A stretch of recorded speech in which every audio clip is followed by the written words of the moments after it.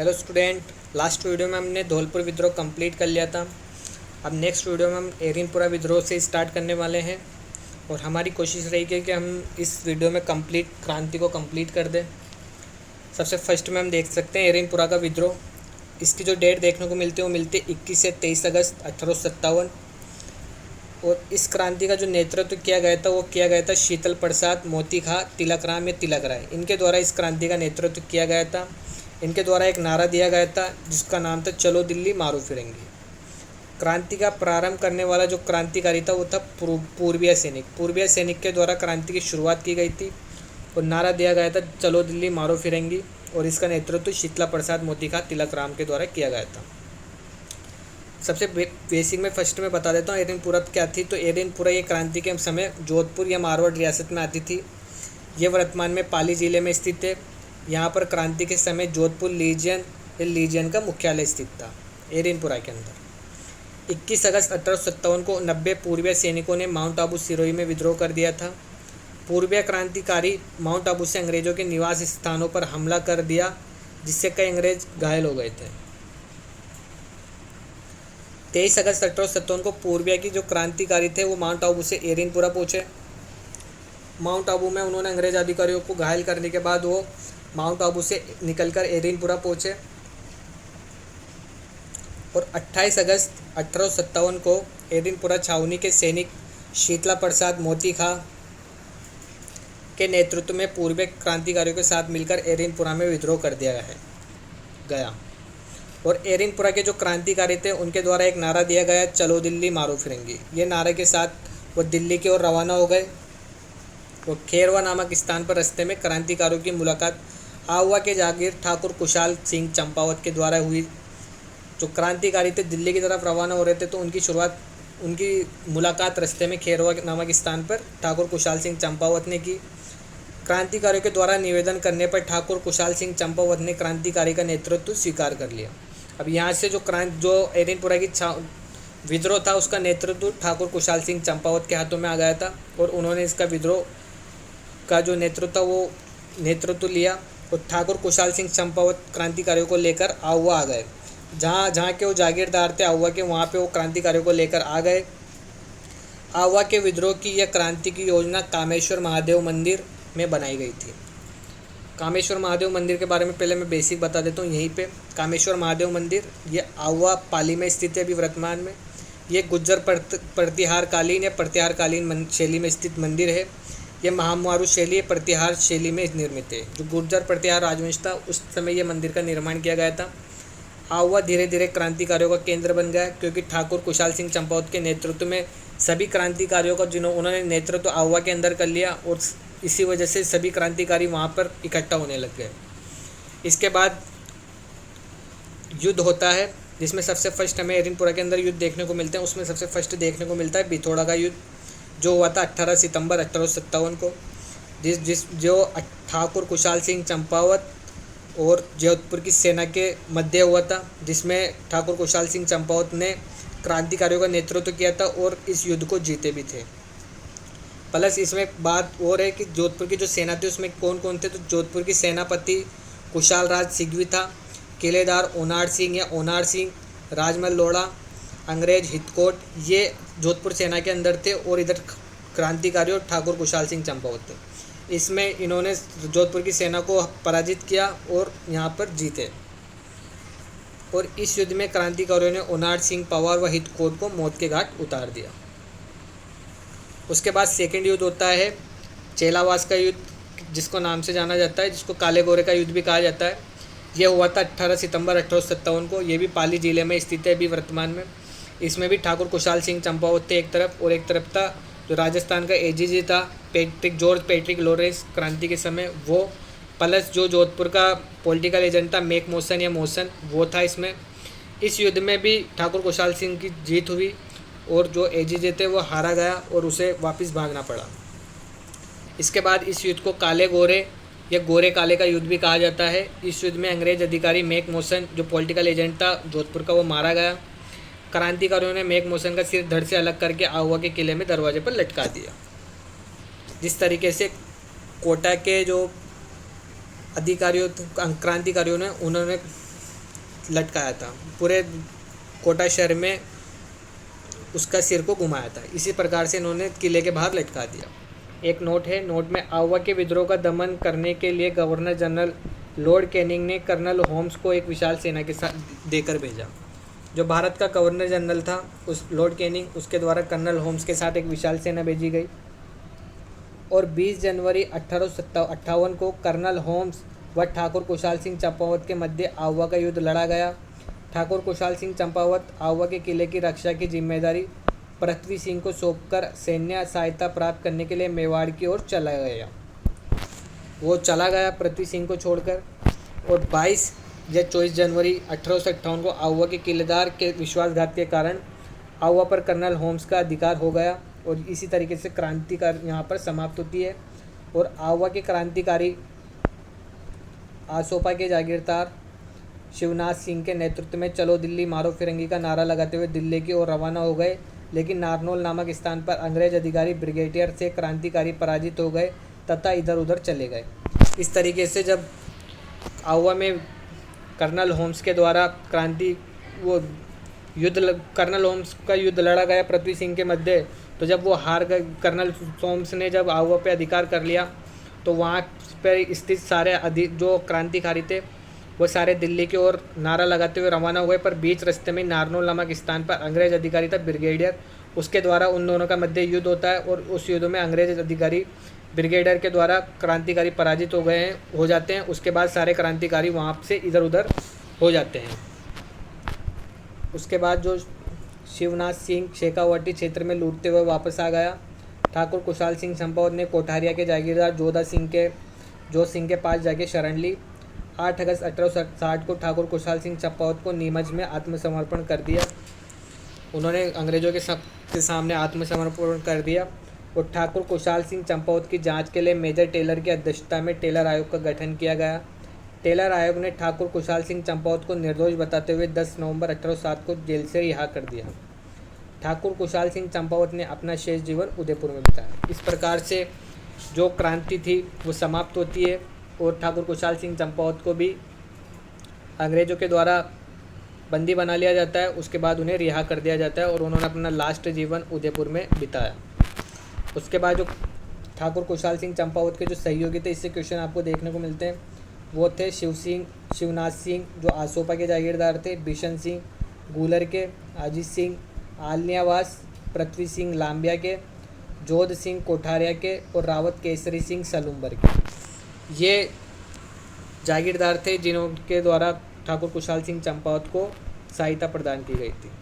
और उसके अलावा इसमें एक क्वेश्चन और आपको देखने को मिलता है एरिनपुरा के अंदर, वो है सुगाली माता। सुगाली माता का क्वेश्चन आपको बहुत बार एग्जाम में देखने को मिलता है। इनके जो उपनाम थे वो थे 1857 की क्रांति की देवी, आहुआ के ठाकुरों या कुशाल सिंह चंपावत की कुल देवी। सुगाली माता के 10 सिर व 54 हाथ थे। ये क्वेश्चन एग्जाम में आ चुका है। वर्तमान में सुगाली माता का मंदिर आहुआ पाली में स्थित है। सुगाली माता की मूर्ति काले पत्थर से निर्मित है। 30 जून 2024 को मुख्यमंत्री भजन लाल शर्मा के द्वारा टोंक जिले में मुख्यमंत्री किसान सम्मान निधि योजना प्रारंभ की गई।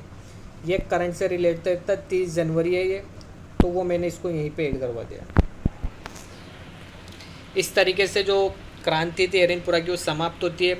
उसके बाद छोटे छोटे विद्रोह बचे हुए हैं, उसको भी हम इसी वीडियो में कंप्लीट कर लेते हैं और इस प्रकार से हमारी जो 1857 की क्रांति थी वो कंप्लीट हो जाएगी। इसमें आप देख सकते हैं अजमेर का विद्रोह, जिसकी शुरुआत हुई थी 18 अगस्त 1857 को। अजमेर के केंद्रीय जेल में कैदियों द्वारा विद्रोह कर दिया गया, जिसमें 50 कैदी जेल से भागने में सफल रहे। अजमेर में शांति व्यवस्था बनी रहे। उसके बाद जयपुर का जो शासक था वो सवाई राम सिंह सेकंड था। पॉलिटिकल एजेंट कर्नल ईडन था और यहाँ पर विलायत खां, उस्मान खां, शाहदुल्ला खां आदि ने मिलकर जयपुर में विद्रोह करने की योजना बनाई, लेकिन सवाई राम सिंह सेकंड ने विद्रोह करने से पहले ही इनको बंदी बनाकर जेल में डाल दिया। जयपुर शासक ने शांति व्यवस्था बनी रही, जयपुर शहर में शांति व्यवस्था बनी रही जिस तरीके से अजमेर में बनी रही। विद्रोह ज़्यादा बड़ा हो नहीं पाया और सवाई राम सिंह सेकंड ने तन मन धन से अंग्रेजों की क्रांति के समय सहयोग किया था। अंग्रेजी सरकार के द्वारा सवाई राम सिंह सेकंड को सितारे हिंद की उपाधि व कोटपुतली परगना उपहार में प्रदान किया। जो अभी कोटपुतली बेहरोड है, जो नया जिला बना है, वो जो परगना था पहले अंग्रेज़ों के अधीन आता था, उसको अंग्रेज़ों ने सवाई राम सिंह सेकंड को सितारे हिंद की उपाधि के साथ उपहार में प्रदान किया, भेंट में। उसके बाद नेक्स्ट फैक्ट देखते हैं, वो है बीकानेर के शासक महाराजा सरदार सिंह ने राज्य से बाहर जाकर अंग्रेज़ों की सहायता की। ये क्वेश्चन भी देखने को मिलता है। महाराजा सरदार सिंह ने हरियाणा के सिरसा व हिसार तथा पंजाब के बाड़लो आदि शहरों में जाकर अंग्रेज़ों की सहायता हेतु विद्रोह का दमन किया। महाराजा सरदार सिंह राजपूताने का एकमात्र शासक था जो अंग्रेज़ों की सहायता करने के लिए राज्य से बाहर गया था। ये क्वेश्चन आपको याद रहना चाहिए। इसमें जो मैंने वही क्वेश्चन ऐड किए हैं जो प्रीवियस ईयर एग्जाम में आ चुके हैं और जो आने की संभावना, उसी को मैंने इसके अंदर नोट्स में ऐड कर रखा है, वरना इससे रिलेटेड मेरे पास नोट्स और भी है, इसमें चीज़ें थी ऐड करने के लिए, पर जो मेन है वही चीज़ें मैंने इसमें ऐड कर रखी है, जिससे आपको जो आप पढ़ो वह हर एक लाइन मोस्ट है। महाराजा सरदार सिंह ने अंग्रेज़ों की सरकार के लिए उपहार में 41 गाँव की जागीर प्रदान की गई। जो महाराजा सरदार सिंह ने जो अंग्रेज़ों की जो मदद की थी 1857 की क्रांति के समय, उससे खुश होकर अंग्रेज़ अधिकारियों ने, सरकार ने उन्हें 41 गाँव जागीर में प्रदान की थी।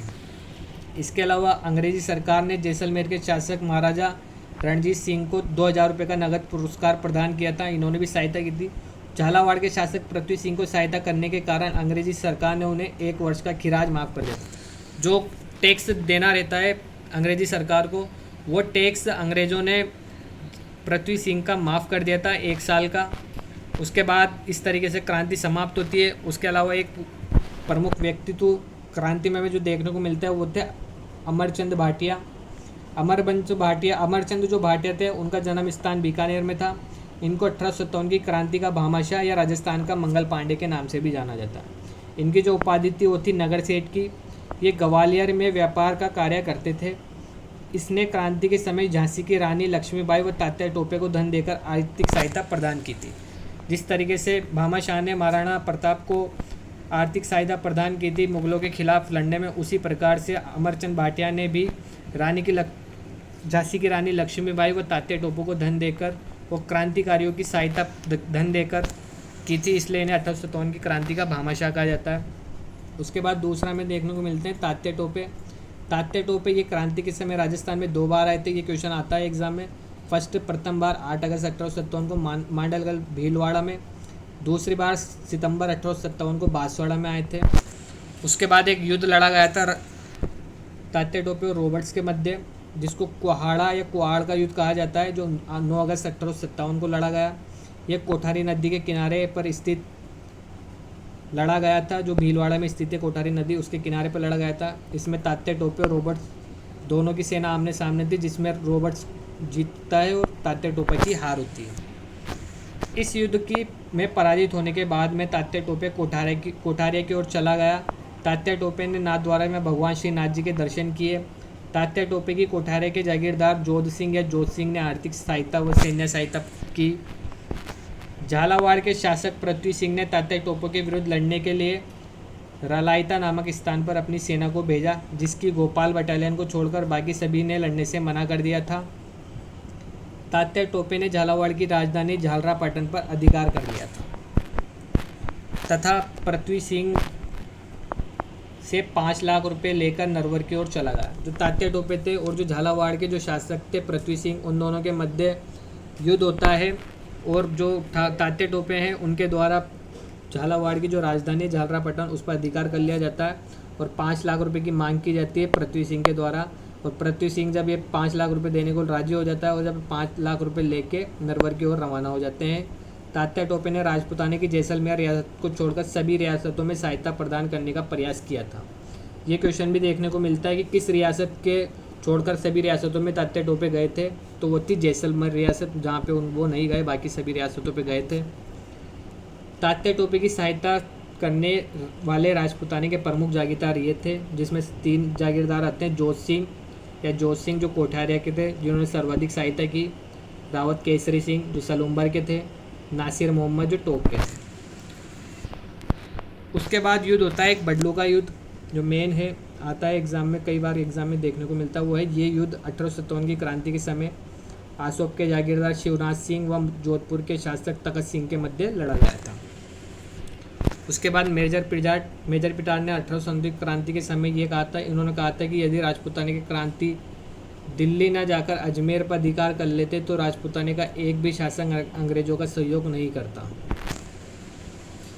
क्योंकि अगर जो अजमेर है उसके अंदर जो मैगजीन का दुर्ग है वहाँ पर जो गोला बारूद है वो अंग्रेज़ों की मेन छावनी थी। अगर वहाँ पे क्रांतिकारी अगर अधिकार कर लेते तो उनके पास इतना गोला बारूद हो जाता कि वो 18 अंग्रेज़ों से आराम से हर पूरे शासक मिलकर अंग्रेज़ों को हराने की ताकत रखते थे। इसलिए उन्होंने मेजर पिटार ने यह लाइन बोली थी। कैप्टन शावर्ट्स ने बोला था, इसने तात्या टोपी की फांसी देने का विरोध किया था। इसने कहा कि आने वाली समय पर इसे अंग्रेज़ों का अपराध समझा जाएगा। आने वाली पीढ़ियाँ पूछेगी कि तात्या टोपी की फांसी की पुष्टि किसने की थी तथा किसने देने के लिए कहा था। ये कैप्टन शावर्ट्स के द्वारा कहा गया था, जो उदयपुर का पॉलिटिकल एजेंट था। इस प्रकार से हमारी जो 1857 की क्रांति है वो कंप्लीट हो चुकी है। हमने सभी विद्रोह को पहले स्टार्टिंग में बेसिक, फिर छावनियाँ, फिर विद्रोह को कंप्लीट डिटेल में पढ़ लिया है और ये सारे कंप्लीट नोट्स आपको हमारे टेलीग्राम चैनल पर अवेलेबल करा दिए जाएंगे। तो अगर आप हमारे चैनल से नहीं जुड़े हुए हैं तो प्लीज़ डिस्क्रिप्शन में लिंक है, टेलीग्राम से जुड़ जाइए। ये नोट्स आपको टेलीग्राम पे जिस तरीके से टॉपिक वाइज हमारा सिलेबस चलता रहेगा उस तरीके से वो नोट्स वहाँ पे प्रोवाइड कराते जाएंगे। ये डीपली नोट्स थे जिसमें हमें PYQ और ऑथेंटिक जो क्वेश्चन आने की संभावना है वो सब इसमें मैंने ऐड किए हैं। गोपीनाथ शर्मा जो ऑथेंटिक बुक है और RBC की बुक है और कई कोचिंगों के नोट्स गाइड से मैंने ये नोट्स तैयार किए हैं, जिसमें मैंने बेस्ट जो बातें हैं, जो मोस्ट बातें हैं जो रिलेटेड है वो सब चीज़ें इसमें ऐड कर दी है। इसी के शॉर्ट नोट्स पे भी मैं काम कर रहा हूँ। बहुत जल्द आपको इसके शॉर्ट्स नोट्स भी देखने को मिलेंगे, जिसको भी मैं आपको बताऊँगा और टेलीग्राम पे शेयर करूँगा। और इसी प्रकार से हम पूरे राजस्थान के GK का जो टॉपिक है उनको कवर करेंगे। अगर आपको वीडियो अच्छी लगी हो तो प्लीज़ हमारे चैनल को सब्सक्राइब कीजिए और ज़्यादा से ज़्यादा शेयर कीजिए। आपके शेयर से, लाइक से हमें मोटिवेशन मिलता है और ऐसी वीडियो हमें नेक्स्ट बनाने की प्रेरणा मिलती है। तो अगर आपको वीडियो अच्छी लगी हो तो please like, share and subscribe. मिलते हैं नेक्स्ट वीडियो में नेक्स्ट टॉपिक के साथ, किसान आंदोलन के साथ। और इसी प्रकार से इस वीडियो को यहीं कंप्लीट करते हैं और 1857 की क्रांति हमारी समाप्त होती है। मिलते हैं नेक्स्ट वीडियो में। Thank you for watching.